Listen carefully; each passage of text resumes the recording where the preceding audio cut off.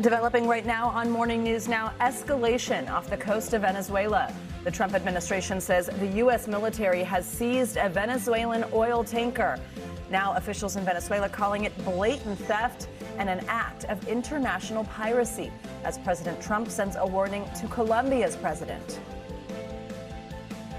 He's going to be next. Yes, Mr. President. because we don't like people when they kill people and they sell drugs. Meanwhile, on Capitol Hill, Senate lawmakers set to vote on dueling health care bills.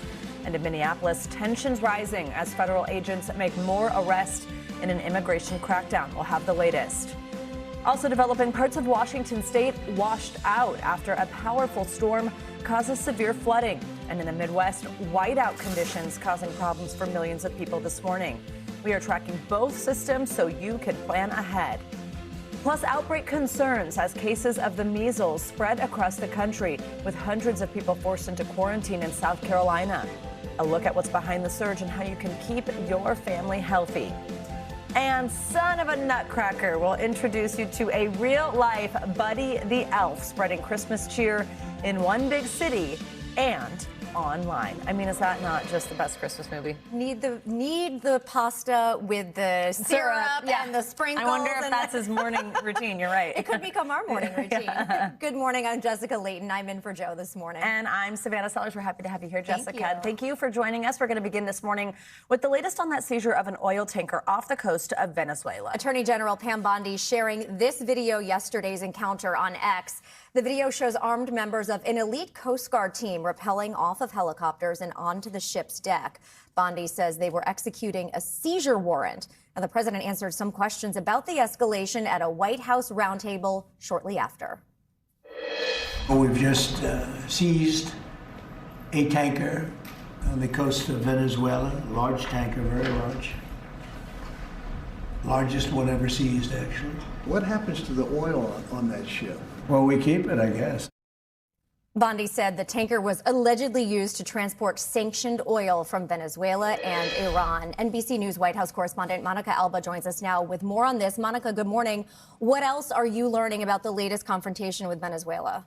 Well, Jessica and Savannah, I think this is just the latest and obviously a significant escalation in this massive pressure campaign that the Trump administration has been waging against Maduro's regime, against Venezuela, that now seems like it could potentially expand even further. The president, when he did make that announcement, also included the fact that he said other things are going to be happening that you're going to see. He was vague on the details, but we know that in the last couple of days and weeks, he's talked about the potential for land strikes in Venezuela, but he's also talked about broadening this in the region and saying that other countries, like Colombia, for instance, where you saw that warning that he issued to the Colombian president there, could also be subject to some kind of response from the United States. And I think what's important to point out here is that you have seen this pressure applied from the military perspective with those strikes on the alleged drug boats. But now you're also seeing this economic pressure going after this sanctioned oil. But again, the president is the one saying that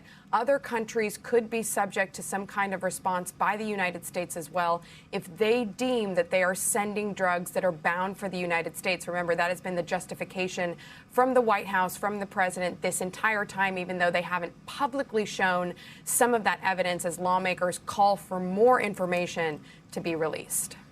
Monica, switching gears, the Trump administration has been under pressure to share more files from the investigation into the late convicted sex offender Jeffrey Epstein.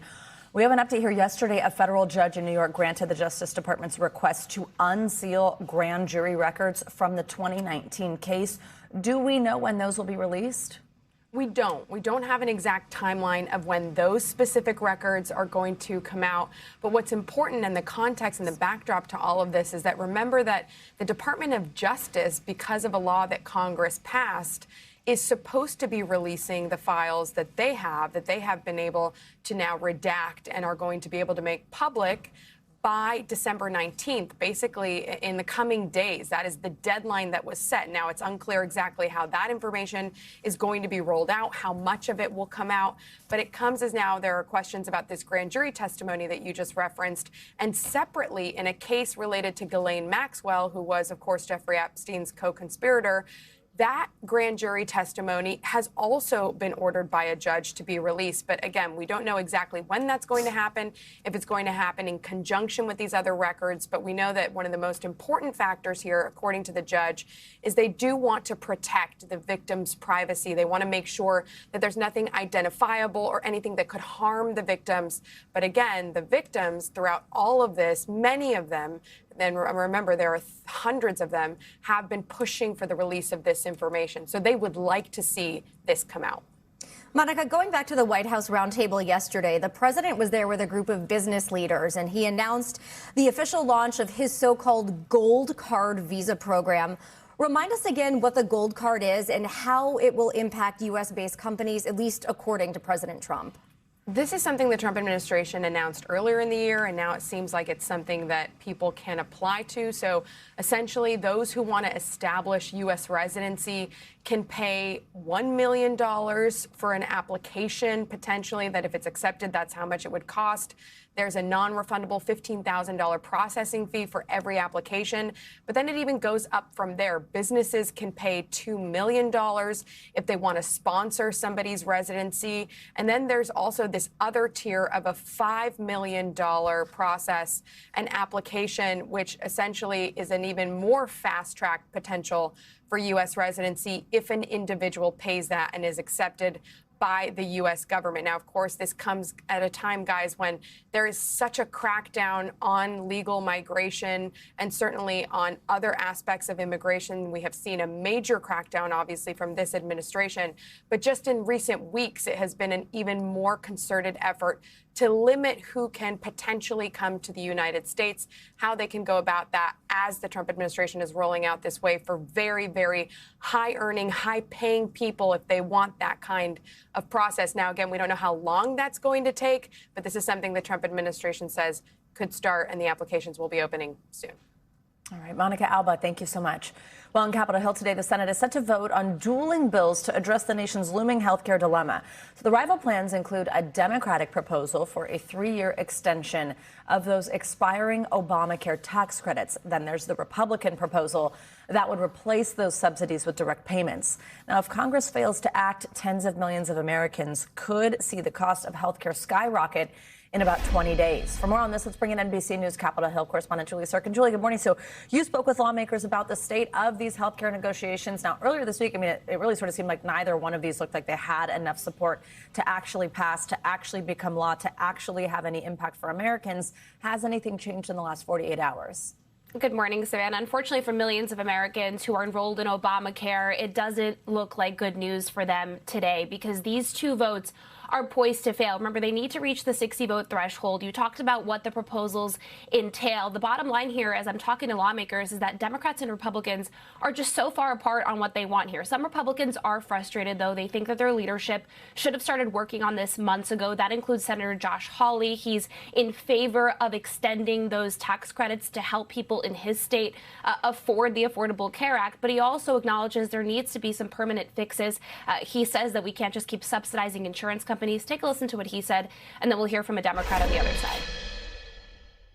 I'm not happy with the status of things. I'm glad that we're going to vote on some options. I'm going to look at both of these options, and I think we ought to be doing everything we can to try to bring down healthcare costs. Everything. Well, I don't think it's the right approach, but the only right approach is a bipartisan agreement to extend the credits. This is devastating. Some people are going to go without health care. We can't get to yes unless the president gets involved. Look, President Trump says as recently as yesterday that he doesn't think his party needs to address this issue by the end of the year unless he's putting pressure on some conservatives who don't think these credits need to be extended, which is most of Republicans in the House and Senate. This is probably going to go nowhere, and these credits are going to expire at the end of this year. There's also proposals in the House to do this. Republicans are getting antsy, especially those who have states where there are a lot of Obamacare enrollees, Florida, Texas among them, but no light at the end of the tunnel so far. Julie, let's talk about another major piece of legislation. It cleared the House yesterday. This is this $900 billion defense policy bill. It passed with a total of 115 Democrats voting with Republicans. There was some last-minute drama, though, specifically for House Speaker Mike Johnson. What happened there? Yes, this is the National Defense Authorization Act. It is a must-pass bill. This is one of those items that Congress has to accomplish. In addition with funding the government, this is probably the second most important thing they do. And there was a lot of drama on the House floor. Speaker Johnson, as we've been reporting, seems to be losing his grip around controlling and coalescing his members. They've kind of gone against him in different discharge petitions, from Jeffrey Epstein to others that we saw on the floor just yesterday. And so with this vote, it was held open for more than an hour. We saw Johnson on the floor trying to get members personally to flip to yes. He was able to convince 4 of them, including Marjorie Taylor Greene, to get to the yes column. I'll also tell you that, for example, Marco Rubio, the Secretary of State, was involved in trying to get a few of these members to flip to yes over provisions having to do with funding the Taliban in Afghanistan. So a lot of dueling things going on here, but certainly Johnson feeling the heat from his members. And finally, the procedural vote for this, that was what this was about, passed last night. The final bill still needs to pass. And then remember, it needs to pass the Senate. Julie, one more thing before I let you go. This is a hearing that's taken place today on the Hill. Senators are set to question military leaders. This is for the first time about the president's deployment of the National Guard in American cities. What can we expect? Yeah, this is the first time that they get to put Pentagon leaders in the hot seat over these deployments. And it comes just when a federal judge ruled yesterday against President Trump keeping and sending National Guard troops to Los Angeles, just one of the handful of cities that he has either announced or has sent National Guard troops to. And this is important and actually has to do with the NDAA a little bit as well, because Democrats I spoke to on the Senate Armed Services Committee, some of them are willing to withhold their vote for that package, even though they support it, because they feel like they can't control the president, they can't control the Pentagon and have proper oversight of the Defense Department, since the president just seems to keep sending these troops to these cities no matter what judges are ruling or what they are saying. That includes Senator Tammy Duckworth of Illinois, Chicago, one of the cities that the president has threatened to send troops to. It also comes weeks after that devastating, deadly shooting that left one National Guardsman dead and another one seriously injured in D.C. That's going to be a focal point of these hearings as well, whether these troops need to be in these cities, whether it's affecting their readiness. All of that I expect to come up today. All right, Julie Sirkin, we know you'll stay on it. Thank you so much. This morning, we're also following new pushback against the ongoing immigration operation in Minnesota. The state's Democratic governor, Tim Walz, is now calling out the Secretary of Homeland Security, Kristi Noem, in a new letter that he posted on X. Walz is raising serious concerns over what he called unlawful practices by ICE agents amid a growing number of arrests of American citizens during immigration operations. NBC News is reporting that more than 400 people have been arrested in the state since the start of December, when ICE says it first began its operation there. For more on this, let's bring in NBC News senior Homeland Security correspondent Julia Ainsley. Julia, good morning. First, walk us through what else the governor of Minnesota had to say. Well, in a post on X, Walz said that the forcefulness, the lack of communication, and the unlawful practices displayed by federal agents will not be tolerated in Minnesota. This is just the latest in a series of shots fired back from Governor Tim Walz, who, of course, was Vice President Kamala Harris's running mate in the last election. He's basically been saying that this is not welcome in his state, and he's calling it unlawful. Now, this is an ICE operation. It's unlike those Border Patrol operations we've seen that have gone into cities like Los Angeles, Charlotte, most recently they're in New Orleans. But it's a little unusual for ICE to pick a city, and in particular, a community like the Somali American community, or like the Somali community in Minneapolis, to then go out and target. And of course, it follows the rhetoric by President Trump that he has problems with this community. There was a Justice Department investigation that found some benefit fraud in that community. But of course, those people were held accountable, and it's hard to draw the link between people they're arresting now and that fraud. But that 400 figure is actually much higher, I think, than a lot of people expected it to be. And it's higher even than what we're seeing from Border Patrol and their operations in New Orleans, where those numbers are still far lower than even 50. Julia, you mentioned that the operations come up as President Trump has stepped up attacks on the Somali community. I wonder how that community is responding to all this rhetoric. Yeah, we're seeing a lot of fear in that community. You're talking about people who are legal, who are allowed to be in the United States, who are walking around with their documents, feeling like it's unsafe for them to go out. Of course, it's incredibly cold in Minneapolis right now, but people talking about just wanting to get home safely to their children. Most of this community, it's the largest diaspora of Somalis anywhere in the world. Most of that started in the mid-90s amid the Somali civil war. And so many of them are born in the United States. They could be naturalized citizens. A lot of people are legally part of that community. But I want you to listen to what someone said, an activist who's part of the American Islamic Relations Council, about what's happening there. I want people to know that the Somali American community is an extremely resilient community. We went through a lot of challenges. We have been targeted many times. This is a moment for Minnesotans to step up, not to be silent, to speak up, to share your frustration, to share your support for the Somali American community, to talk about the best things about our state and their relationship to the Somali American community.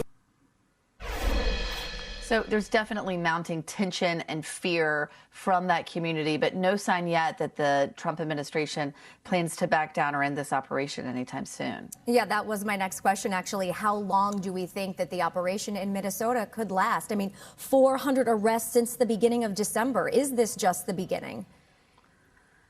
Well, what we often see is that they'll surge resources to a certain area. They'll bring in ICE officers who are not from a certain field office just to really focus on one particular area. And they may bring in other officers and agents from Justice Department components as well. We expect this won't continue much longer, but the exact date is unknown. All right, Julia Ainsley, thanks so much this morning. Well, in economic news, big news, the Federal Reserve lowered interest rates by a quarter point in its final meeting of this year. That marks 3 cuts total in 2025. And although that move was expected, policymakers were divided with the decision, with 3 members dissenting. In his news conference yesterday, Fed Chairman Jerome Powell said the central bank was now in a good place to monitor future developments. We are well positioned to determine the extent and timing of additional adjustments based on the incoming data, the evolving outlook, and the balance of risks, and reduced our policy rate by 75 basis points since September and 175 basis points since last September. The Fed funds rate is now within a broad range of estimates of its neutral value, and we are well positioned to wait to see how the economy evolves. Joining us now on this is Brooke DePalma. She's a senior reporter for Yahoo Finance. Brooke, good morning. Good morning. Always great to have you with us. Good to have you here on set. Okay, so rate cut expected, but this dissidence between members was a little bit of a surprise. Walk us through what we learned. Yeah, Jerome Powell even saying this is quite an unusual situation here, what we have. And there was 12 members in total. So while you might think you see Jerome Powell as the face of the Federal Reserve, he's just the Fed chair. There are 12 members, 9 of which agreed that they were going to cut rates by a quarter point, but 3 of them dissented. And one of those dissenters was Stephen Murin. He joined the Fed back in September. He was President Trump's pick. He wanted a half-point cut here. But then on top of that, there was 2 other quote-unquote dissenters, people who didn't agree, and they actually wanted no rate cuts. And that was Austin Goolsbee as well as Jeffrey Schmid. And really what this is this situation where we have a weaker labor market, unemployment now about 4.4%, and also PCE, that's their the Federal Reserve's preferred inflation gauge, that's also running hotter than the 2% target at 2.8% based upon the latest data. So an unusual situation of trying to play both sides here. For sure. The other policy measure the Fed took up yesterday was to start buying $40 billion dollars in Treasury bills. What kind of impact does that have on the economy? So essentially they cut rates because they want to keep short-term rates low. And by pushing in liquidity, pushing in cash in the markets, that ultimately is just making sure there's more liquidity, more cash in the markets, so those rates can in fact stay low. Now, keep in mind the Fed Chair Jerome Powell did say that the ample levels of liquidity, or rather of reserves, was falling low. And so they just wanted to essentially pump this cash into the system to make sure that the plumbing, the bottom, the base of the financial system continues to work. And this was something that Wall Street really liked. And that's why we saw the S&P 500 move higher yesterday afternoon. What do we think for next year? What did they signal for rate cuts in 2026? Well, Jerome Powell likes a wait and see approach, trying to understand where the labor market is going to go. Also, we have inflation. They think that tariffs are going to be a one-time hit to inflation. And so they're definitely keeping a close eye on that. But right now, now they are expecting about, based upon this summary of economic predictions, ultimately they call it the dot plot, they're expecting one rate cut in 2026, one rate cut in 2027. But the caveat here, guys, is that Fed Chair Jerome Powell's term ends in May. There is much speculation that Kevin Hassett of the economic advisors will take that seat next. So, Brooke, bottom line this for us right now, because everyone is concerned about affordability. What does this all mean for our wallets, for our bank accounts, for our finances? Yeah, well, essentially, this just means it's cheaper to borrow near term. And so think about those credit card rates, think about those loan rates. Essentially, those will bring them down. Now, mortgage rates, that's kind of what we're all hoping for here. Well, he said that essentially a one-time cut, he actually told NBC's Christine Romans that a one-time cut wouldn't necessarily fix the mortgage rate situation that we have right now. He called housing a problem here. He said that right now there's a housing shortage that's also contributing to the problem within the housing market as well. And this is similar to what I heard from Home Depot Investor Day earlier this week. Age of homes are about 40 years old. There's low housing turnover, and people don't want to leave a 3% mortgage rate for a 6% mortgage rate. Correct. So this one-time cut isn't necessarily going to fix that there. Looks like I'm staying where I live right now. For a hot second. Thank you, Brooke. Good to see you.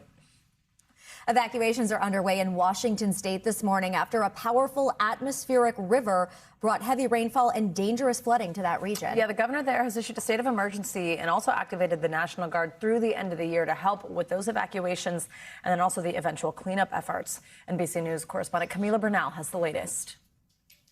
A surge of rain putting the Pacific Northwest on flood watch. Heavy rainfall from a powerful atmospheric river has 8 million under flood alerts, set to bring an additional 7 inches of rain from Washington to Montana.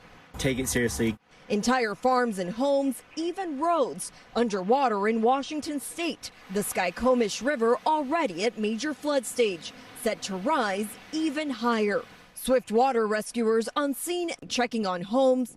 A state of emergency declared in Washington. And in Ording, officials evacuated up to 40 homes over concerns about levees overflowing. If you receive an evacuation order, please follow that order. Officials say this mudslide along I-90 blocked all lanes of traffic. No injuries have been reported.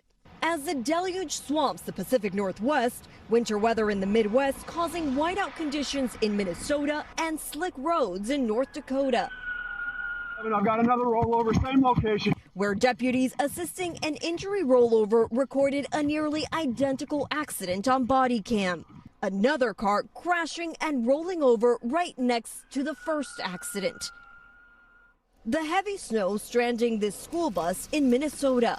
Back in Washington, 17 rivers could see major flooding this week. The situation is extremely serious. All right, Camila Bernal, thank you for that report. And let's bring in meteorologist Angie Lascombe for the rest of your forecast. Hey, Angie, good morning. Hi, ladies. Good morning to you. We've got a couple of things happening. You just heard Camila explaining a few of them, but let's dig deeper on those winter alerts first up. We've got 17 million people, and we've got a couple of things happening here. So you'll notice that there's some of those alerts downwind of the lakes. We've got them stretching from the Appalachians all the way back to Montana, and that's for that secondary system that's going to work through. But this morning, so far, we've got some really strong winds coming off the lakes, and that, of course, keeps the lake effect snow going again downwind of Lake Erie and Lake Ontario. But otherwise, we've got this next kind of clipper system that's going to slide down from Canada through the day today, work into parts of the plains in the Midwest, and we'll see kind of that light to moderate snow from the northern plains all the way stretching down through the Midwest. You can see as far south as Kentucky, and this leaves us with some additional kind of travel troubles on the roadways. By tomorrow, we see some of these scattered snow showers working across the Great Lakes, and then we'll still be watching for some of those kind of slicker spots across the central Appalachians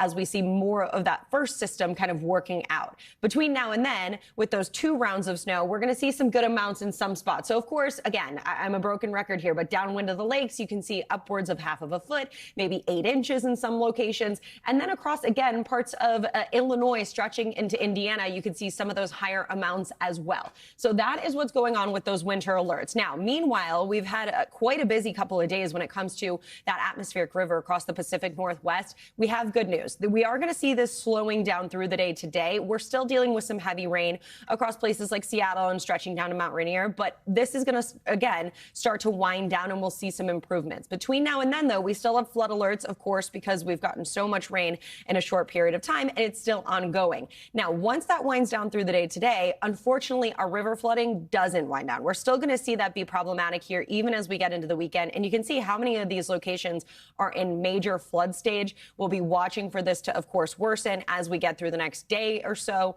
and closer to the weekend. So this is going to be something that we'll have to watch, guys, on top of the fact that we've got all that cold air settling into parts of the east. And we're going to see that expanding here as we get through the next couple of days. More cold air on the way as we roll into our weekend. All Can't right. wait. Shall we? I can sense the excitement from both So of you. happy. I'm actually into it. I'm fine with it. And you look prepared. I like your turtleneck. Yes, dress. turtleneck, Yeah, you are. It's like I knew the weather or something. I know.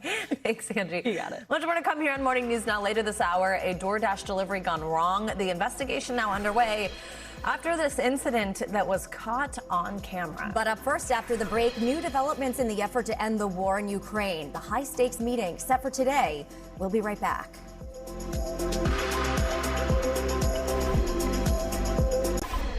We are back with the ongoing diplomatic efforts to end the Russia-Ukraine war. Today, Ukraine's President Volodymyr Zelensky is expected to hold talks with leaders from around 30 countries. Kyiv hopes the group of allies will help them secure fair peace deals amid mounting pressure from the U.S. to reach an agreement with Russia. NBC News international correspondent Molly Hunter joins us with more. Molly, good morning. So we understand President Trump discussed the latest proposal with European leaders over the phone yesterday. What came out of that? Where do things stand right now? Savannah, Jessica, good morning. That's right. We understand that President Trump had this phone conversation, of course, after that Politico interview where Trump heavily criticized European leaders. He called them weak. He called European countries decaying. But take a listen to what he said about that phone conversation he had later in the day. We discussed Ukraine in pretty strong words, and we'll see what happens. We had some little disputes about people, and we're going to see how it turns out. I would like us to go to a meeting over the weekend in Europe, and we'll make a determination depending on what they come back with. We don't want to be wasting time. Now, he didn't go into a lot of details, guys, didn't elaborate on kind of specifics, but we did hear from the German chancellor who called the call constructive. He said it was a very detailed conversation. He did say the main sticking point that remains is what territories Ukraine is prepared or not prepared to give up. He also talked about a possible meeting in Berlin, possibly with or without Americans. And you guys already mentioned that high-stakes meeting happening in Kyiv, hastily arranged, with about 30 officials and leaders from European countries, guys. Molly, we also heard from Russia's foreign minister discussing those recent talks between President Putin and President Trump's special envoy, Steve Witkoff. What did he say about that? Yeah, it feels like a lot has happened since Steve Witkoff and Jared Kushner were in Moscow last week meeting with Putin. But we did hear from the foreign minister, Sergei Lavrov. He also, constructive seems to be the word of the day. He called those meetings constructive. He did say there were no major breakthroughs, but the main point was that misunderstandings and miscommunications, he says, he believes have been resolved between Russia and the U.S. He also said he conveyed to American officials, quote, additional security guarantees that Russia would like to see, but there were no details given, certainly publicly, on that main sticking point, which is, of course, the territory issue, guys. Molly, yesterday President Trump also reiterated this call for President Zelensky to hold elections in Ukraine. Is that something that you think Zelensky is prepared to do right now? And I also just think, is there even an appetite for it in Ukraine? This is one of those things, Savannah, that's been talked about a ton since Russia's full-scale invasion in 2022. So President Zelensky was elected in 2017.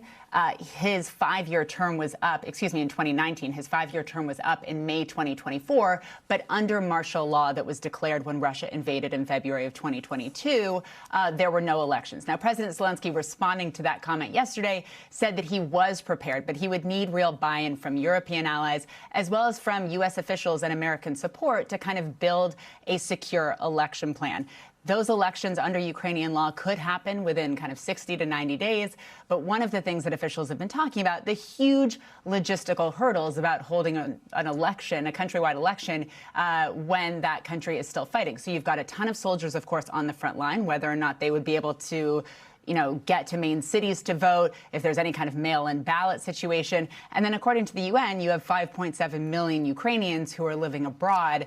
So lots to be worked out. But Zelensky has said that he's talked to the parliament, he's talked to stakeholders in Ukraine about possibly moving forward with some kind of plan for an election. Guys? All right, Molly, thank you so much. Coming up on Morning News Now, one family denied potentially life-changing care. To know that there's something out there that can help, and then to not be able to get it, it can make you frustrated for sure. There is hope, though. Up next, how a little-known program helped them and many others like them get coverage. Stay with us. Welcome back. Well, we mentioned earlier in the show that major Senate vote happening later today, leaving the future of health care for millions of Americans in the balance. We've got some new info. That vote comes ahead of, we get a new poll from the NBC News Decision Desk. It finds that 24% of Americans report having a delay or denial of health care service, treatment, or medication by their health insurance company in the past 2 years. Here at NBC News, we've been keeping an eye on these issues that Americans are having in our series called The Cost of Denial. Well, in today's edition, NBC News Chief Consumer Investigative Correspondent and News Now anchor Vicki Nguyen breaks down some of the legal rights you have if you are denied coverage by your insurance. Paxton Pope loves Carolina football, bird watching. What is that? An osprey. And Pokemon. Who do you play Pokemon with? My sisters. But the 13-year-old in Davidson, North Carolina, has struggled with his favorite hobbies, suffering developmental delays and as many as 12 seizures an hour. Finally, last year, diagnosed with a rare genetic disorder called SLC6A1. What does it feel like when you're having a seizure? Terrible. We truly felt like he was slipping out of our hands. His parents, Maggie and Grayson, learned from an online support group that a drug called Ravicti could help. Prescribed by their doctor, the drug's list price is nearly $800,000 a year. Twice, their insurance denied coverage, saying clinical studies have not proven that this drug is safe and effective for treatment of your child's condition. Every time I saw a seizure, a little piece of my heart would break. It's debilitating to watch someone you love come in and out of cognition and reality. Did the anger grow when you learned there was a medication that could help him and that you were being denied access to it? Yes. To know that there's something out there that can help, and then to not be able to get it, it can make you frustrated for sure. But the Popes found a Hail Mary at the bottom of their second denial letter. 6 words that changed everything. You can have an external review. The Popes had never heard of this process, and a recent survey shows most Americans haven't. But it's a consumer protection under the Affordable Care Act that says you can take your case to an independent review organization at no cost to you. Then a medical expert not employed by the insurance company makes a final decision. You'd be surprised how much help you can get from a Department of Insurance. North Carolina's Commissioner of Insurance, Mike Causey, says 282 cases have undergone a review this year through the state's Smart NC program. More than half resulted in denials being overturned. Why doesn't the insurance just cover what it's supposed to? I think one of the reasons is the tremendous amount of insurance fraud. So the companies have to be, very cautious, but at the same time, they make mistakes. For the Popes, the external review found Ravicti was proven safe and effective for Paxton's underlying disease. Relief and validation were the first things that came to mind, along with some of the disbelief that it actually worked, that it was overturned. You ready? Yeah.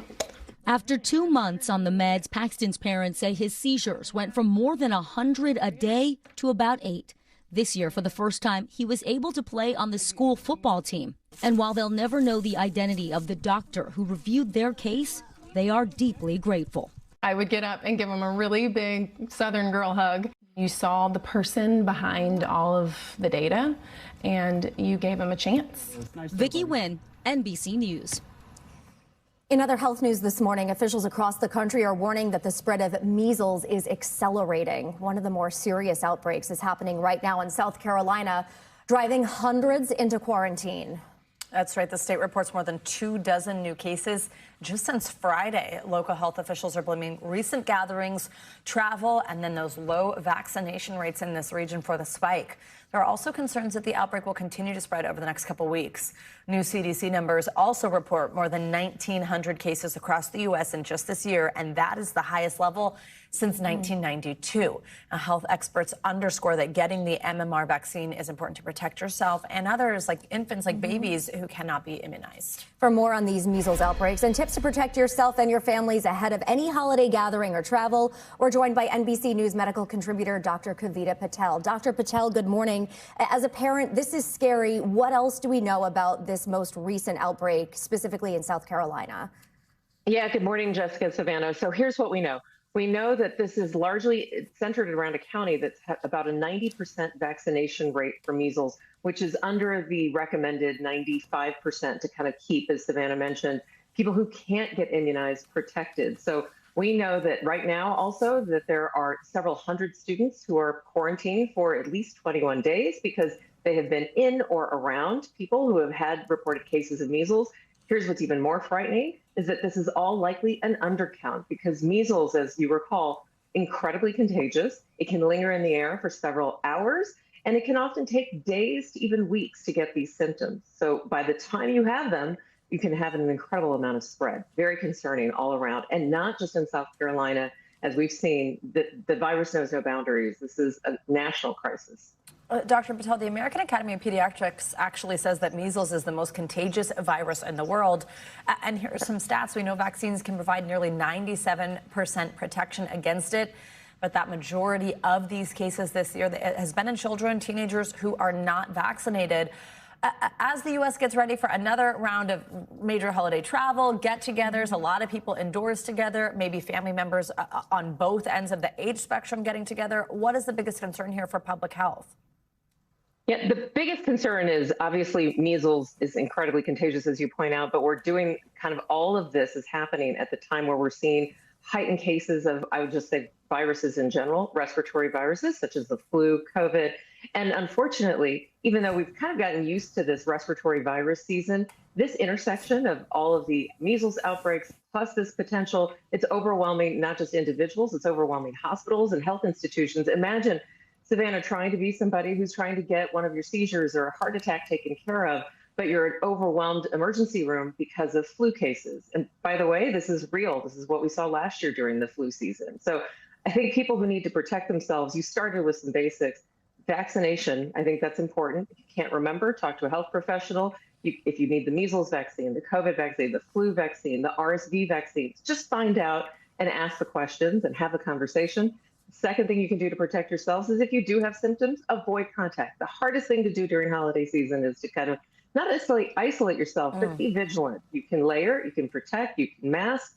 I highly recommend wiping down surfaces if somebody is sick in your house because flu droplets can live on some of those surfaces for a long period of time as well. You mentioned the outbreak hasn't just been in South Carolina. We've seen outbreaks in Texas, Utah, Arizona, even pockets of New Jersey. So, Dr. Patel, tell us why, even if you don't live in any of these states, that you should still be concerned. Yeah, so as I mentioned, the virus knows no boundaries. And because of the high contagiousness, as well as the fact that you could find yourself just even in a shopping mall or in the grocery store in an aisle with somebody who's visiting from not just an out-of-state area, but somebody who might be unimmunized or even an immunized individual who has symptoms, because as you mentioned, the flu vaccine is 97% protective, but we can see breakthrough infections. So we live in a country where we enjoy having these freedoms to be around each other, but unfortunately with those freedoms come this responsibility. So I do want to stress to people that these outbreaks, we always classically tend to see a heightened amount of cases. And I do think that just, again, you've got it on screen, we should just think about the common sense measures, and that can protect not just ourselves, but the people around us. Absolutely. Also, can you remind us like some of the symptoms of the measles? Because as we've been talking about here, I mean, it's like the flu, COVID, RSV, all this is happening at the same time. Obviously, there's more, physical, visual symptoms maybe with measles, but maybe on the early end, like what does this present like? Yeah, so on the early end, what we usually typically see are fevers, and unfortunately you can see fevers with other viruses as well, but you usually see high fevers over 102, 104 degrees We do see cough, cold symptoms, but including with that, especially in the pediatric population, which we're seeing in many of these cases, we see red, kind of runny eyes, watery eyes. And then several days later, you can start to see what are the classic textbook symptoms, tiny white spots inside the mouth, as well as a rash that can begin pretty much anywhere, but usually around the scalp and can go into the arms and legs. So by the time we see the rash, that's usually when people are presenting to a health professional. It's been usually many days, unfortunately, also exposing many individuals. So if you have symptoms that you notice in your child or yourself where you just feel off, it is highly recommended to just get checked out. Sometimes even myself as a doctor, I say, well, it could just be a cold. That is probably when you need to stop and say, actually, it might be something a little more serious and I just need to get checked out. Did I get vaccinated for that? All right, let me just make sure. We have tests for all of these things. And in some cases, like the flu, antiviral medication, as well as with COVID. So there are things we can do if we can identify early. If we have a family member or a friend who we know is not vaccinated, should we be saying, not this holiday season?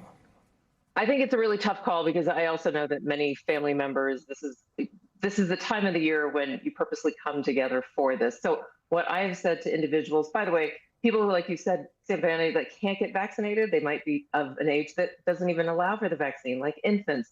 I think that's when you really need to remind yourself of these layered protections. Notice that what we put up on the screen was not just vaccinations, but things to protect yourself. So if you do have an individual who's not immunized, I want to make a couple of points. There's no need to shame people. Just treat it just like we do as doctors. These are clinical facts. Encourage them to get vaccinated, but also just protect themselves and yourself with these layers. It's the hand hygiene, over 60% alcohol if you're using a sanitizer, because you're not going to be able to wash your hands much. Masking actually does work. And then even some of that distancing. It's not necessary to think about those days of COVID with the 6 feet and all of us kind of kept inside the house, but we certainly know what we can do to protect ourselves. And again, washing surfaces and avoid using common materials. We can have a safe holiday season. This has been a great talk. Dr. Kavita Patel, thank you so much for joining us today. Thank you. Coming up, a delivery nightmare. One couple accusing a DoorDash driver of spraying something on their dinner. The investigation underway. Ooh, plus a big shakeup at Coca-Cola. What we know about the company's newly named CEO. Your Money Minute is next on Morning News Now. Welcome back. An investigation is underway in Indiana where a couple says they caught their DoorDash delivery driver tampering with their food. And get this, the incident was recorded on their doorbell camera. NBC News correspondent George Solis has the details. A DoorDash delivery gone wrong. Authorities in Evansville, Indiana, watching this disturbing incident caught on Mike Cardin's doorbell camera. Watch as a delivery person appears to set down their food, then spray an unknown substance. My wife went outside to get the bag, and she came inside and set it on the counter. She started eating and started coughing and choking. The couple ordering delivery from Arby's via DoorDash. This was the order, 2 sandwiches and a side. Cardin says his wife had only taken 1 bite when she realized something was wrong. There was something red, something sprayed on the bag, like the bag had been tampered with. And that's when I went back and checked the video footage and seen that 100% our food had been tampered with. The Vanderburgh County Sheriff's Office is investigating the incident. What charges could an individual face should this all hold up?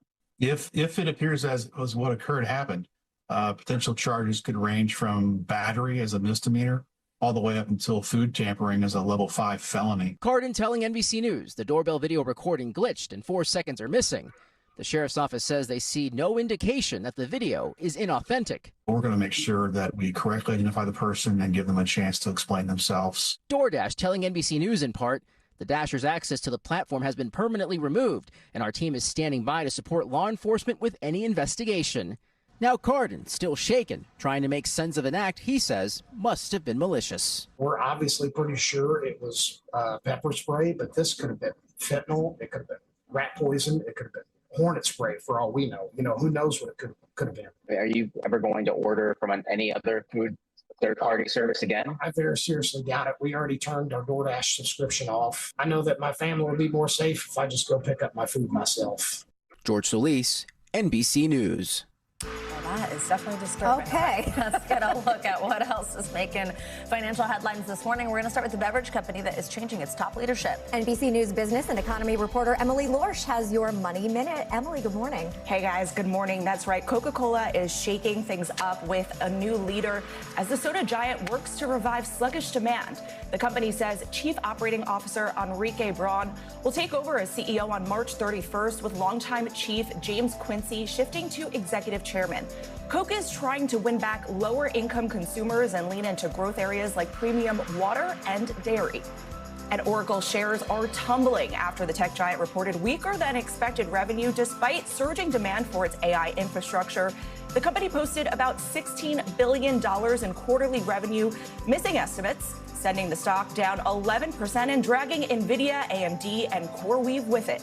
Oracle's revenue backlog, though, soared more than 400% from a year earlier, driven by new commitments from Meta, NVIDIA, and others.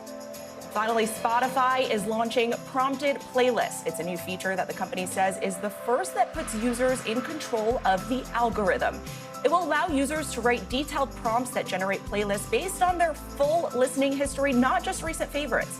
Subscribers will be able to write much longer prompts and include more specific instructions than they currently can. Users in the U.S. shouldn't get too excited just yet, though. It's only available for premium subscribers in New Zealand. That's before it's updated and then rolls out to other markets. I have to admit, though, guys, I'm not sure I'm a fan of this because I listened to a ton of stuff back in the day that I don't really want to affect what I'm listening to now. Correct. Some of those were trauma songs, and I don't want to go back to that. Exactly. I always love, which I know this is a little bit different, but like when they have a suggested playlist for me. Right. So I feel like I could be into it. Right, fine. I just don't want to pay the money. I know. When it comes here. We'll see. We'll see when it comes. Thanks, All right, the driverless taxi service Waymo welcomed one of its youngest passengers this week in San Francisco, because this is after a pregnant woman gave birth inside one of the vehicles on her way to the hospital. NBC News correspondent Liz Kreutz has the details. Call it the Waymo baby. According to the robotaxi company, a pregnant woman on her way to UC San Francisco Medical Center this week gave birth inside one of the driverless vehicles. The company says its remote rider support team detected unusual activity, which initiated a call to check on the passenger. It happened in a Waymo like this one. Operators from the response team then called 911 as the vehicle kept going. The company says mom and her new baby made it to the hospital even ahead of emergency services. The company celebrating the news, saying, "We're proud to be a trusted ride for moments big and small, serving riders from just seconds old to many years young." Waymo is currently rapidly expanding, more than tripling their public rides from last year. The company is also facing a federal investigation over allegations their cars illegally ran past stop signs on school buses, as seen here. Waymo said they have made software updates and safety is a top priority. Liz Kreutz, NBC News. Well, coming up on Morning News Now, a familiar character from a classic Christmas movie spotted on the streets of Boston. Get out of my way! Hi! Does someone need a hug? Congratulations! World's best cup of coffee. Nobody's as good as Will Ferrell, but, you know. Santa, I know him. When we come back, we'll take you through the 7 levels of a candy cane forest, past the sea of twirly, swirly gumdrops, and into Beantown to introduce you to the influencer who is spreading Christmas cheer for all to hear. We'll be right back. Amelia Fabiano from NBC Boston caught up with a man who's recreated Will Ferrell's character, and he took his holiday cheer on a new adventure. Check it out. This is Buddy. Get out of my way! Well, Colton Cunningham. Hi! Does someone need a hug? Online, you know him as Beef Eats First. He bought the Buddy the Elf costume for a 5K, but found another use for it. I love doing skits, stuff like that. And why not my first skit on social media be Elf just running around Boston? And he committed, like, fully committed. That was a scary one, obviously. Putting on his best Will Ferrell impression. Nobody's as good as Will Ferrell, but, you know. To show what it would look like if Buddy came to Boston instead of the Big Apple. You had the walk down. Yeah, the walk was down. Saw our friend Wally, the green monster. He and his friends hit all the landmarks. There was the same trolley driver that passed us maybe 4 times throughout the day, and we recognized him every time, and every time he'd lean out the window yelling like, yeah, he's an angry elf. To recreate iconic moments. Congratulations! World's best cup of coffee. Everyone went dead silent, and I was like, oh no, like, we're really doing this. One of his camera guys gone. My friend who was behind me videotaping was so embarrassed that he actually ended the video short and ran out of there. And yes, like Buddy in the mailroom of the Empire State Building, there were beverages involved. How many pints of Guinness were consumed in the making of this video? 3 pints of Guinness. Plus a very questionable Boston-themed snack. I myself would give it a thumbs down. While Buddy in Boston has racked up over 250,000 views, he is retiring for now. They're gonna be really disappointed when I go back to like food reviews and I'm not dressed as Buddy the Elf walking around. I was thinking that exact same thing. Like, you got to stick with this. I actually want this one to come to New York. Yeah, oh my gosh, I wish. Yeah. Oh my gosh. Amelia Fabiano, thank you so much for that story and for spreading a little Christmas cheer for us. That does it for this hour of Morning News Now. Stay with us, though. The news continues right now.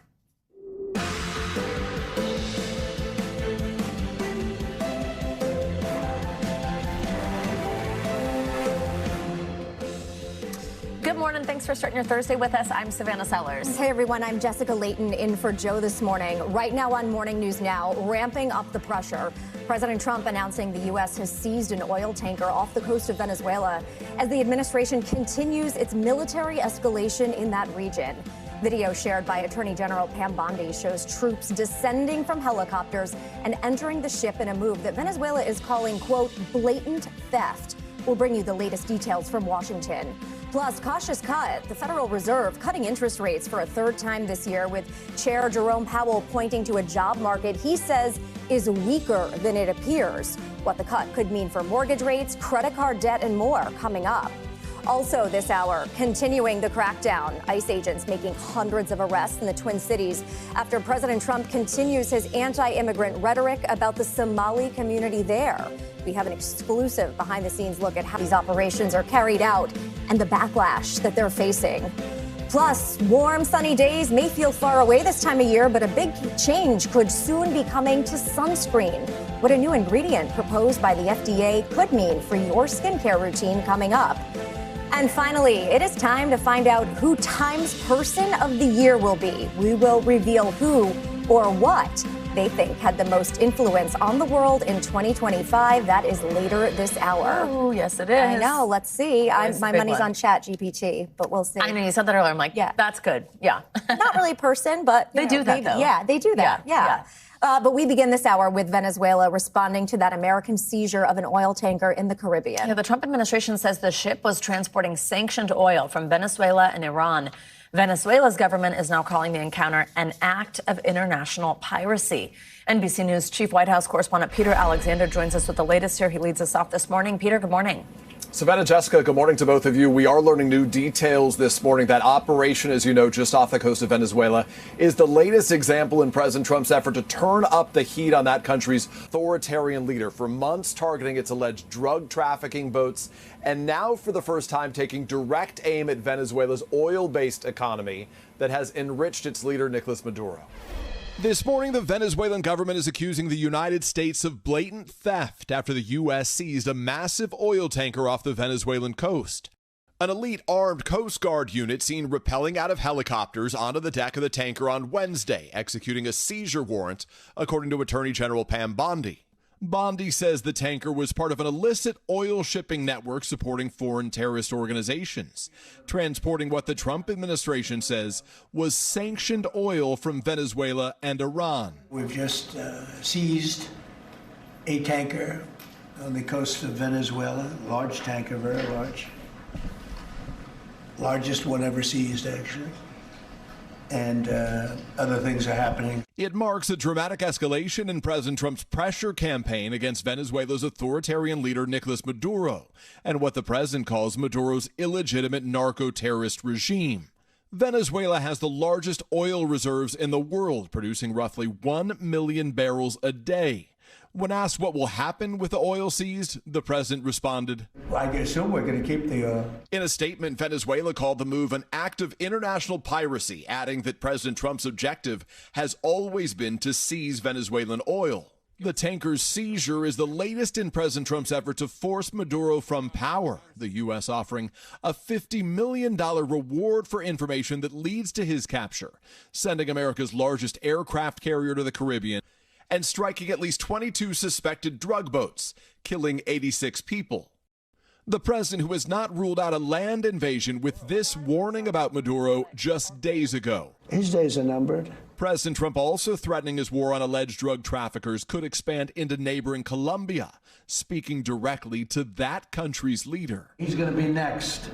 Democrats expressing concerns about the campaign in Latin America. We should not be trying to dominate the Western Hemisphere. This is going to drag us into a conflict that is incredibly costly.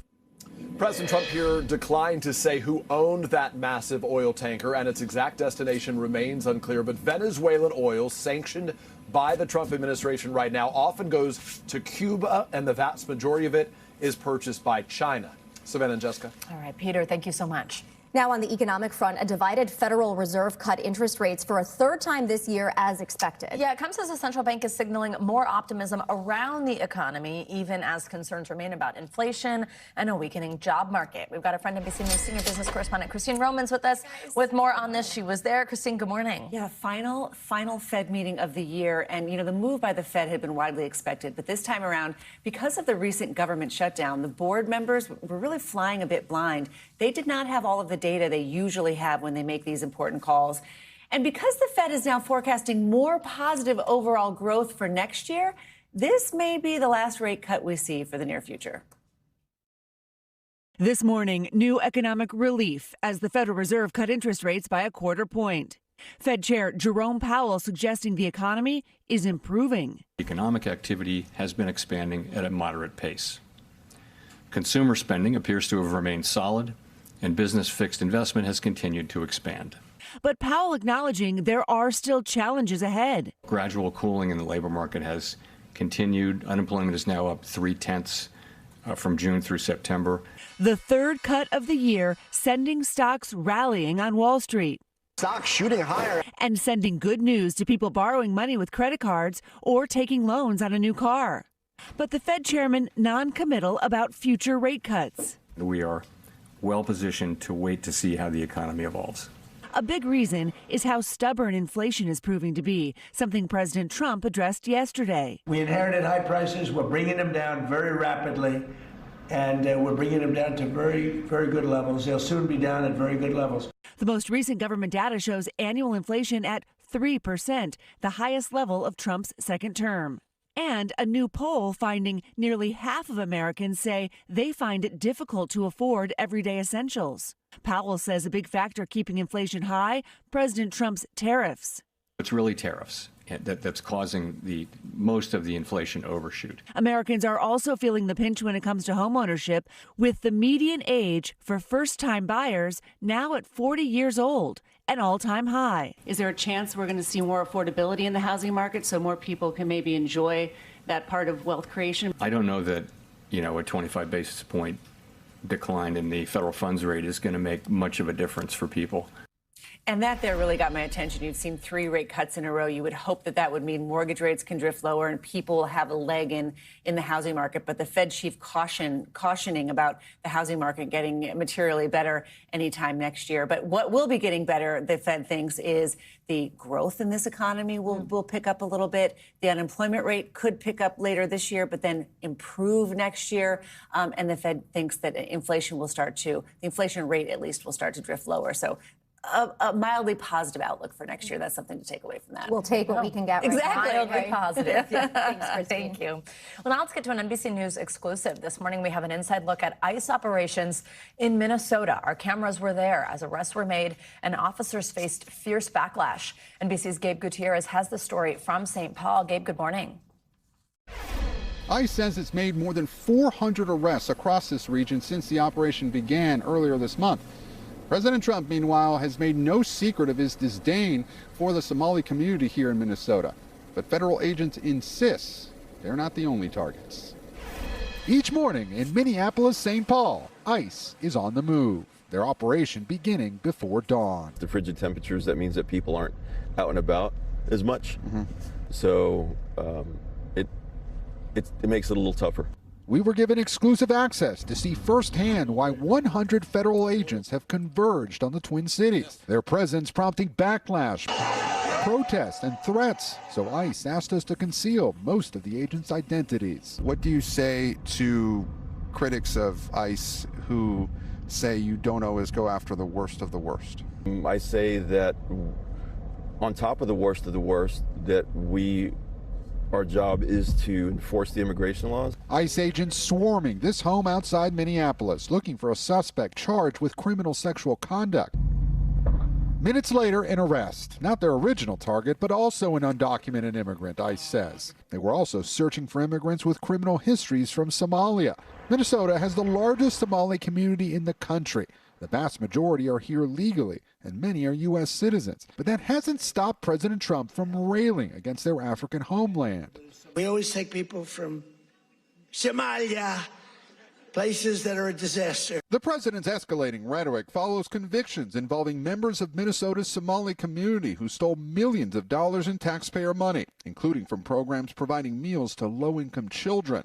The mistakes of a few individuals can never be used to generalize or stereotype an entire community. And it's not an operation targeting the Somali community. But we're not looking for any certain type of person. We're looking for people that are here illegally. But local officials are sounding the alarm, saying U.S. citizens are being wrongly detained, including this Somali American who says he was targeted. A masked person running at me full speed. He tackled me, pushed me inside the restaurant. I told him I'm a U.S. citizen. What is going on? He didn't seem to care. We reached out to ICE about that specific incident, but have not heard back. It's not clear how long this surge will last here in the Twin Cities. Back to you. All right, Gabe. Thank you. Here in New York, Luigi Mangione, the man accused of killing United Healthcare CEO Brian Thompson, returns to the courtroom later today. His lawyers are fighting to exclude crucial pieces of evidence from his upcoming murder trial. It comes after a judge unsealed part of the body cam video that showed the moments right before Mangione was arrested at a Pennsylvania McDonald's last year. NBC News senior national correspondent Stephanie Gosk has been following the high-stakes pretrial hearing and has the latest. Luigi Mangione will be back in court today. Up first, probably a discussion about body cam footage. We saw that 2-minute clip released the other day. The defense didn't want any of the body cam footage released publicly. But then on Wednesday, the prosecution submitted a letter asking the judge to potentially release even more of it to add context. At issue is the greater public's right to see what's being done in court here versus the possibility that a future jury could be prejudiced by the video. After that, we expect to hear from more officers. We've heard from 4 officers who responded to that McDonald's the day that Mangione was arrested, but at one point, there were more than a dozen who are in there. Prosecution says this pretrial hearing should likely wrap up early next week, and then the judge will have to make a decision on whether or not to throw out the evidence found in that backpack. He could rule from the bench, or then if he decides not to do that, in writing, and if he does that, it probably won't happen until after the holidays.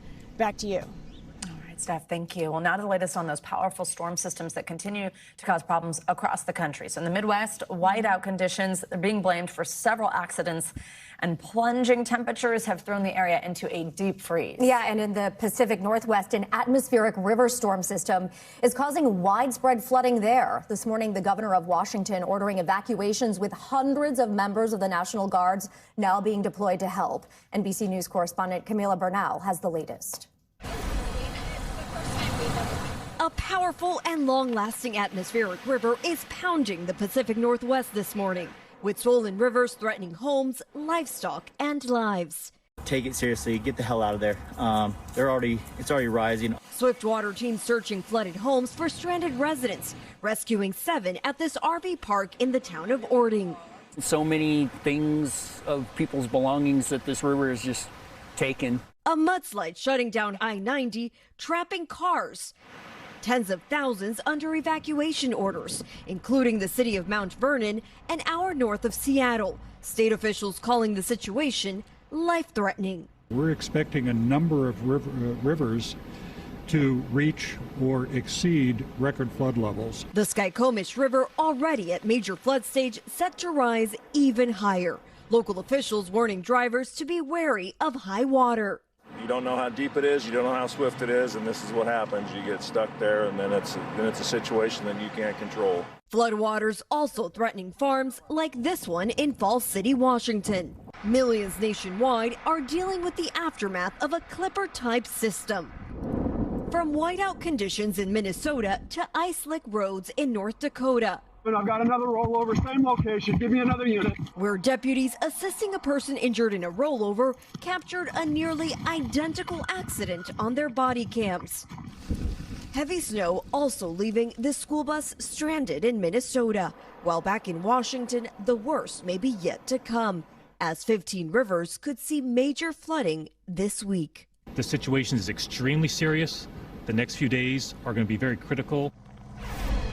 And unfortunately, this is what a lot of people are waking up to this morning. Flooded streets, homes, businesses. Just on this street alone, we know that the businesses are underwater. More than 2 feet of water, according to one of the local business owners. And over the last couple of hours, we've had to move multiple times because the water has been slowly rising. And so a lot of people here just have to be ready to evacuate at a moment's notice. Of course, the concern remains to be the people living near the rivers, the many rivers that could continue to crest over the coming hours and even days. Officials really telling people to be prepared because any moment the situation can just get very difficult for people who live in this area, guys. Oh, absolutely. Great tips there. And Camila, please stay safe. Thank you so much.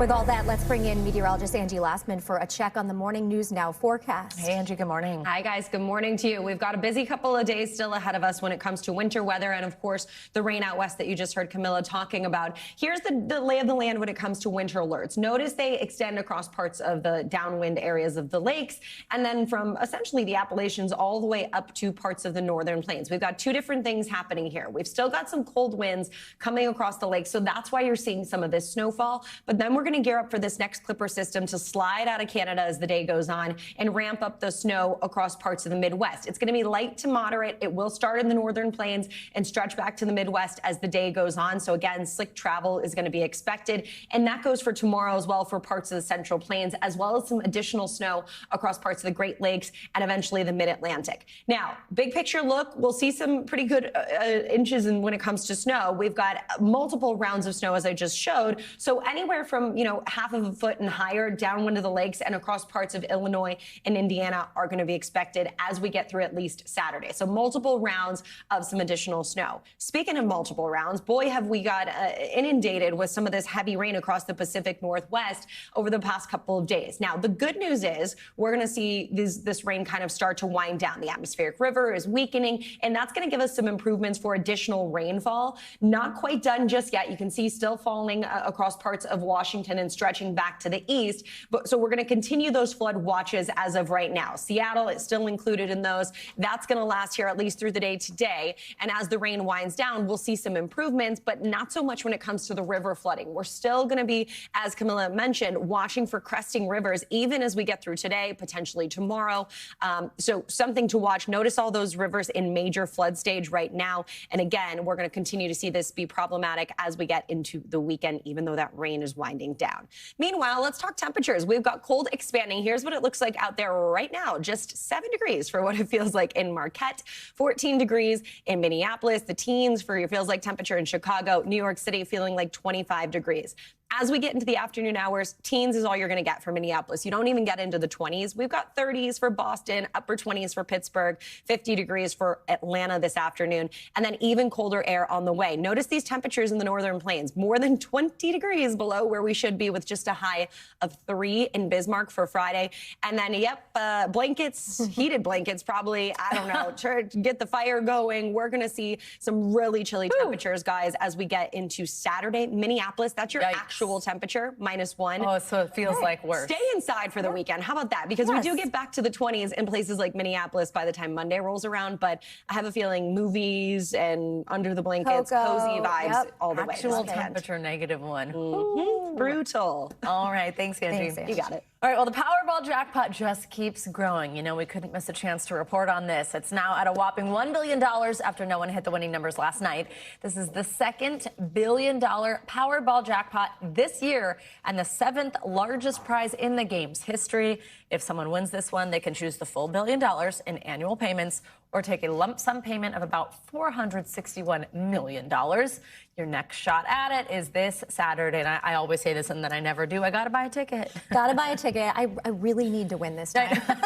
Really would be so nice. Yeah. Much more to come here on Morning News Now. A little later this hour, we have an inside look at the K-beauty craze that's topping all the wish lists this holiday season. Up first, though, some headlines from around the world, including which cuisine is the first to be awarded UNESCO status and the familiar face who's been enjoying it this week. That's next. Welcome back. Many of the secrets of Florida's so-called alligator Alcatraz are being uncovered in a new investigation. Our NBC affiliate in Miami has obtained thousands of records with the details of who has been there. And what the station found contradicts some of what Florida state officials have been saying. Reporter Tony Pipitone has more. Process them, deport them accordingly. The governor and his emergency management director were as clear as could be. Everybody here is already on a final removal order. So in that situation, to have a family member say they have the proper credentials when they've already been ordered to be removed through the process shows you that that's not accurate. Again, we reiterate, everybody at this facility is on a final removal order. That's not what we found in this data released last week by ICE in response to a Freedom of Information Act lawsuit. Of more than 1,200 people housed there that day, July 25th, less than a third had a final order of removal. The rest, just as stated by those family members DeSantis said should not be believed, did not. This has been I can't even cry anymore because it's literally so exhausting. Sheena Allende's father did have a deportation order before being taken there in September. She says he played by the rules laid down by ICE. You're not going to be deported. It's just a paper deportation. Check in once a year. Tell us where you live. Tell us where you work. Pay your taxes. Stay out of trouble. That changed when federal agents, urged by the White House to round up as many as 3,000 people a day, NBC News has reported, surrounded his truck and took her father, 58-year-old Jose Manuel Allende, into custody. They thought it would be the worst of the worst. They thought it would be the drug dealers, the rapists, the murderers, not Jose, the guy who painted their house last weekend for half cost because they're running on Social Security. The conditions were rough, she said, and he was urged to sign papers to self-deport. And what it was a one-way ticket out of the country with $1,000, and he refused. While he does have one felony conviction, in 1999 for burglary with an assault, a domestic incident, she said, and a misdemeanor DUI in 2008, she insists he's a changed man. Yes, he committed crimes. He did his time, and he changed his life. You know, he's been in recovery for 17 years. He's walked the faith. He's done the right things. But under the law, the Cuban native is deportable. After 12 days in the Everglades, he sits in the federal detention center in Miami, fearing, Sheena said, ICE could send him to Mexico or some other place at any time. What the state calls alligator Alcatraz was made, according to the president, for the worst of the worst. Very soon, this facility will house some of the most menacing migrants, some of the most vicious people on the planet. ICE has provided 10 mugshots of those held there who they say have serious convictions: second-degree murder, attempted murder, sexual battery, child molestation, aggravated assault, robbery. But the data reveals they are by far the exception. Of more than 6,700 people housed there since it opened in July, only 7% have been convicted of violent crimes. About 1 in 5 have what ICE considers a criminal conviction when you exclude those whose worst offense was a non-DUI traffic offense. 43% have charges pending, and 31% have no criminal record. As for Allende, my dad is not the worst of the worst. He may be labeled, he may be wearing a red wristband, but he's not. The governor's office and emergency management department would not answer our questions about why they said everyone had a final deportation order when fewer than a third did, and they referred us to ICE, which also has not responded. State and federal officials have denied allegations of poor conditions there before. All right, Tony Pipitone, thank you for that report.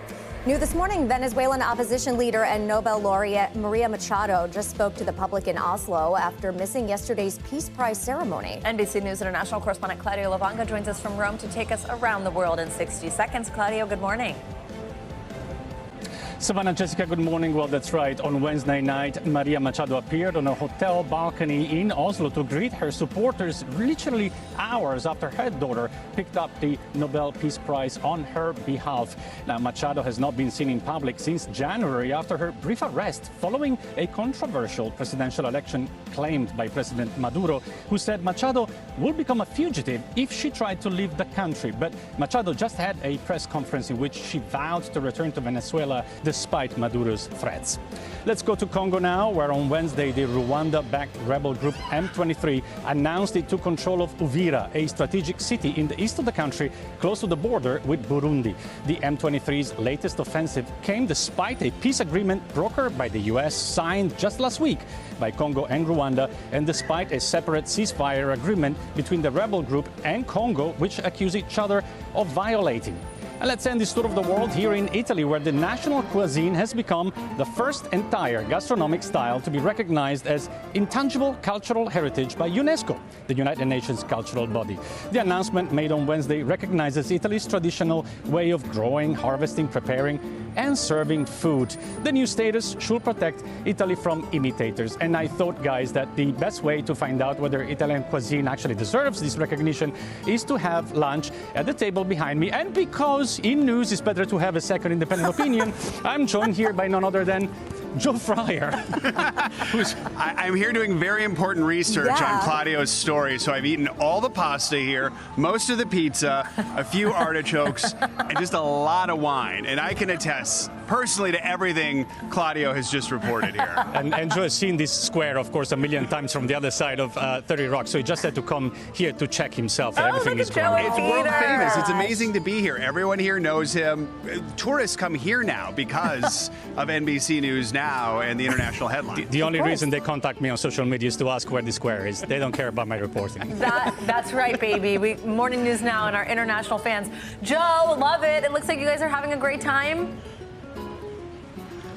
I've eaten all the food. Like literally, I literally came here from lunch after eating more food, and now I will go eat more. Well, Claudia and I are going to go have some coffee, and then we're going to have a very important editorial meeting at a table behind me. I think like you don't understand like discussing, pain. of course, UNESCO's heritage. Yeah, exactly. You got to check that out. But this is causing me physical pain because I'm so jealous. Mwah. Love y'all. Have fun. Coming up. Love you, but wish I was filling in for Joe in Rome. Yeah. Coming up. Canceling Calibri. That's that type font. It's now the latest casualty in the Trump administration's war on diversity and inclusion. The typeface Secretary of State is directing U.S. diplomats to use worldwide in a return to tradition. Next.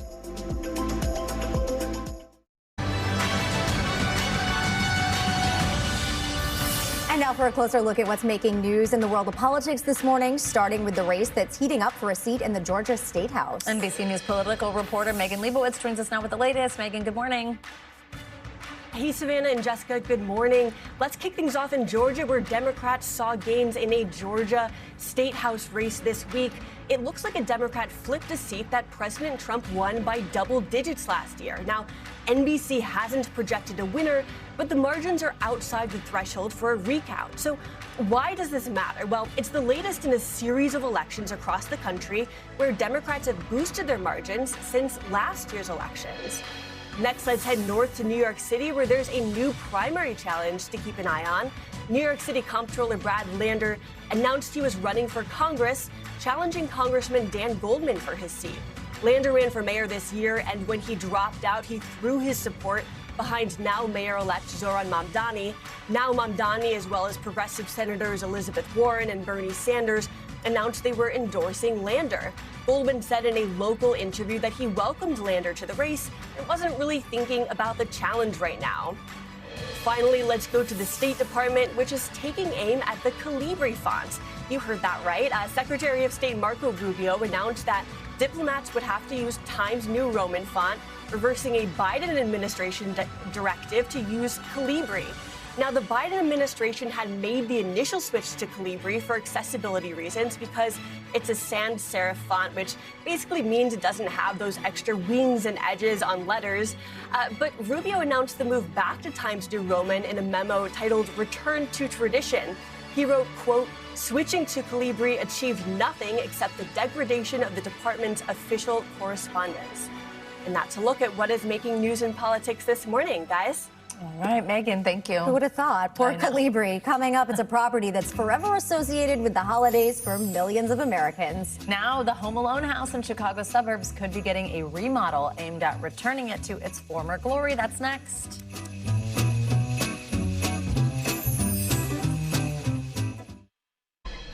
We're back with some really exciting and interesting news as you look ahead to your next beach vacation. This morning, for the first time in more than 20 years, the FDA is making a push to approve a new ingredient for sunscreen sold in the U.S. It's a move that could provide millions of Americans with better protection. NBC News medical contributor Dr. Natalie Azar is here to break it down for us. So good to have you here. Thank you. This is so interesting. It is. As myself, I'm a self-proclaimed sunscreen freak. Yes. What is this key ingredient and what are the benefits? What makes it different? So the name is called bemotrizonol, which is a little bit of a mouthful. So we're just calling it BEMT, B-E-M-T. It is what we call a chemical filter. That is in contrast to what are referred to as physical or mineral sunscreens, things like zinc oxide and titanium oxide, which are great. And they protect you from UVA and UVB, but they leave a very thick sort of film on you. And people don't like to use them so much. So this would be, if and when approved, would be the first chemical sunscreen in the U.S. that is effective at protecting you from both UVA, which can cause aging, UVB, which can lead to burning. Both can increase the risk of skin cancer. And what's interesting about this is that they find that very little is absorbed in the skin, so it doesn't cause a lot of irritation. Right. And it also has what's called a lot of high photo stability, which means it's just basically more efficient. It doesn't break down as quickly when it's exposed to light. So how often would we have to reapply? So more photostability doesn't translate into, oh, you just apply it in the morning and come back at the end of the day. The same rules are going to apply, which means roughly every 2 hours. And also after swimming and sweating, we do still recommend reapplying. So if this is approved, when would we see these products on our store shelves? Okay, so I don't need to be the first one to tell everyone that it takes a long time for things to lots happen, of red tape. right? Yeah. But giving credit where credit is due, the FDA really is making this push. So what happens is this. First, there is a proposal to add it as a protective additive. Okay. Then there's a period of public comment, which lasts about 45 days. Then the FDA takes that back, they reanalyze, and then they start negotiating with manufacturers. All that is to say that I would love to tell you that it was going to be available by summertime here in the U.S. Probably not. Maybe by fall, certainly by year's end, I think that we will hopefully start to see it in products on our shelves. What do we know about the sensitivity that it might cause in some people? I told you in the break that I had a terrible sunscreen allergy this summer. Right. So look, I mean, everyone at any point in time can develop an allergy to any product they put on their skin. This is something that has been used in European and Asian sunscreens for 20 or more years. And reports from there, obviously, it is very, very popular and very well tolerated.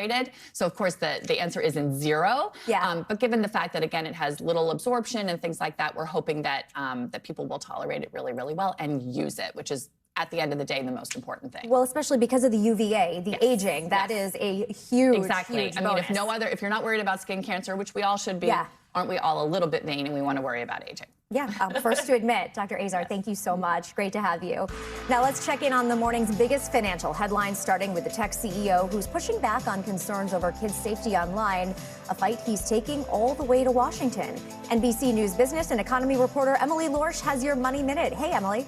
Hey, Jessica, good morning. Cook met with House lawmakers to push back on a proposed federal law that would require app stores to verify users' ages, a move Apple says could put people's highly sensitive information in the hands of companies. Apple argues parents, not tech platforms, should be the ones deciding whether to share a child's age, even as states like Texas and Utah pass their own laws. The tech giant already introduced an age rating system for the App Store. Child accounts have been updated, and the company also made changes to comply with Texas's new law that goes into effect next year.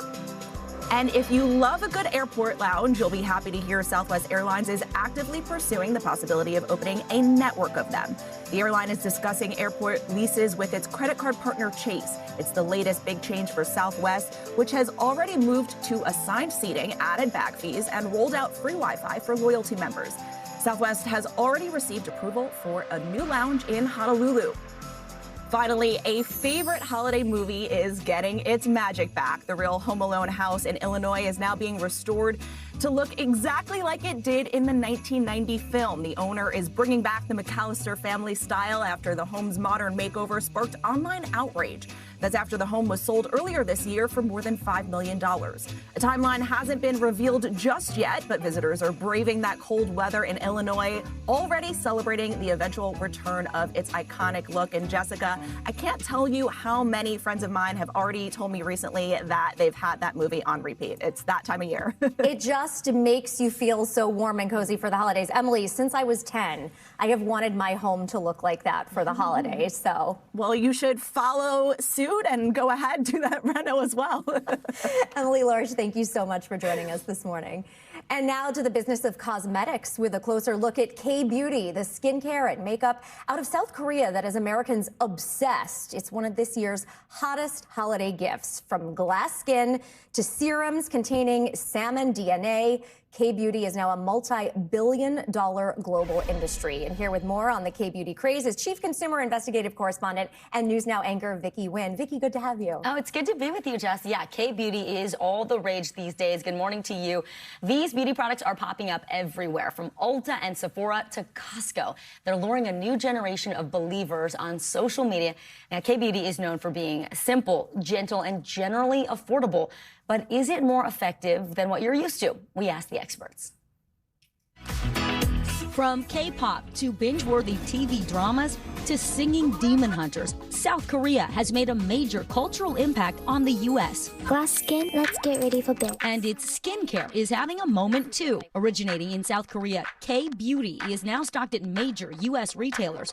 And it's all over social media. Korean beauty is literally living in the future. If you've never tried Korean skincare before, you're truly missing out. Mentions of glass skin, sheet masks, and novel ingredients. Americans spent $2 billion on K-Beauty this year, up 122% in just 2 years. Here's what you can do if you're a beginner in skincare. Crystal Lee moved to the U.S. from South Korea at 15. Her TikToks about K-Beauty products and techniques have more than 100 million views. In Korea, actually, skincare is even more prioritized than makeup. And that's because if you have healthy skin, that shows how well you take care of yourself. K-Beauty often involves a multi-step routine, all aimed at achieving clear, glowy skin. These are super easy to use. At New York City store Best Friend Beauty, esthetician Christina Kim walked me through the K-Beauty skincare sequence, starting with a two-step cleanse, an oil-based cleanser first, then a gentle foam wash. Then what? Step 2, I recommend a toner. In Korea, when it comes to toners, it's really about rehydrating your skin. So Step 3, an essence or serum targeted to your skincare needs. For my dry skin, she recommended one with something called Centella asiatica, known for its moisturizing and anti-inflammatory benefits. So Centella is actually a leaf. It's also called tiger grass. Finally, top it all off with a moisturizer. Kim says choose products that target your specific concerns, be it acne, dry skin, or anti-aging. All in pursuit of the current K-Beauty trend, glass skin. It's the concept that your skin looks really healthy, yet it has a natural glow, almost translucent looking. Dermatologist Melissa Levine says she's a fan of K-Beauty because it's gentle and effective, even with ingredients we might not normally think of, like snail mucin, harvested from, yes, actual snails to heal and hydrate. I actually like this ingredient, and I think it has legs to it, and it has basic science research behind it as well. What about rice? Fermented rice water. So it contains vitamins, minerals. It can be helpful for hyperpigmentation, texture, and also oil control. And one of the buzziest new ingredients on the market, PDRN, derived from salmon. Salmon DNA. Incredibly popular ingredient right now. It speeds up wound healing, boosts cellular regeneration, and improves the skin structure. Dr. Levine and esthetician Christina say start simply, cleanser and moisturizer at night, and in the morning, never skip the sun protection. So let's talk sunscreen. This is one that's gone viral. Yes. Why? So beauty of Joseon, this sunscreen is really great because it doesn't leave a white cast. It fully absorbs into the top layer of your skin. K-beauty products typically range from $10 to $20, with some premium items reaching $30 to $40, still far below the cost for many prestige skincare brands. People are realizing you don't need to be spending over hundreds of dollars on just one main ingredient. You can get a really good product for a really low price point. And research from NIQ finds that Gen Z spends the most on K-beauty, with interest surging among teens, thanks in large part to social media. Now, experts want to remind people that children and tweens don't actually need skincare routines. But if your kids insist on trying it, Dr. Levine says the safest approach is to keep it simple: a gentle cleanser, a light moisturizer, and always sunscreen. She also urges parents to remind teens that many influencers are being paid to promote adult products. So do your research and start with the basics. You really want to see how your skin is going to react. Don't get all of the things all at once and start. Right. I honestly thought that it was a lot more expensive than it is. That's what I love is Dr. Levine said not only does it debunk the myth that something has to be super expensive to be effective, but it's gentle, which I like. I love this. I am going to text you later and get all your suggestions. Vicky Nguyen, thank you so much. Well, coming up, we are just minutes away from finding out who is Time's Person of the Year this year, or what they think had the most influence on the world in 2025. So who or what? That's coming up next. We are back with some very exciting news. The 2025 Time Person of the Year. So a little background. Every year since 1927, Time has selected the man, woman, group, or concept that had the most influence on the world during the previous 12 months. This is not an award. It's not an endorsement. Instead, it's focused on the biggest impact over the year. And Kelly Conniff, deputy editor at Time, joins us now for the big reveal. Okay, if people haven't seen yet, we're going to make them wait a little longer before the announcement. Just tell us what goes into this process in deciding who the Time Person of the Year really is. Absolutely. So it's really a year-long process, and we spend the whole year thinking, talking, brainstorming, and really talking to everybody in our orbit about who this should be. One thing that we always do in September, we have a really big staff meeting. Everybody comes together, we debate, we argue. It's a meeting that can get pretty spicy and can be a lot of fun. But we really go through this long process of talking who it should be. Then we start to whittle everything down. We usually land on our person or our group or our item, whatever it happens to be. It can be anything. That's another part of the fun.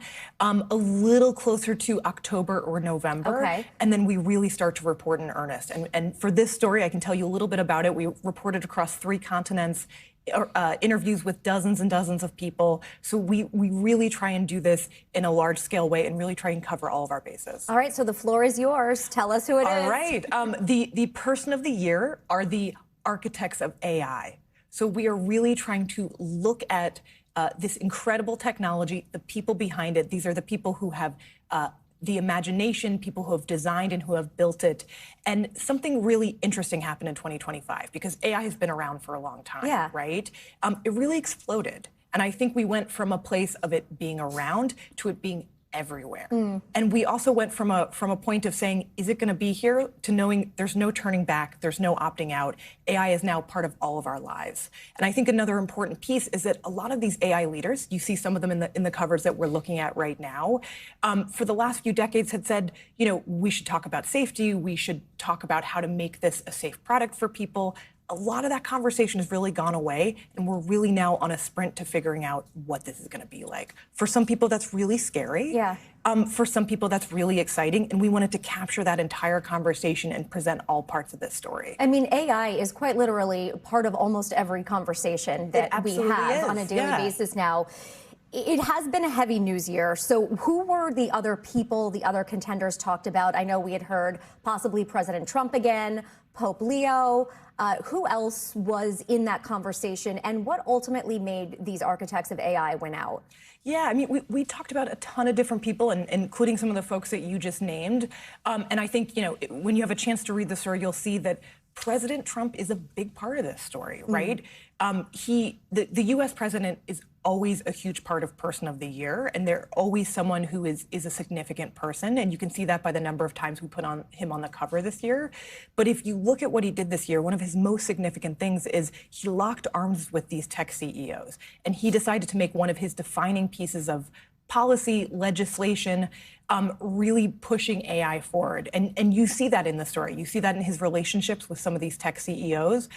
We spent a lot of time with Jensen Huang, who is the CEO of NVIDIA, world's, I believe, 8th richest man. Wow. You know, huge company, just posted huge earnings. And, you know, we have quotes from him saying they talk almost every night before bed. So you see that it's about geopolitics.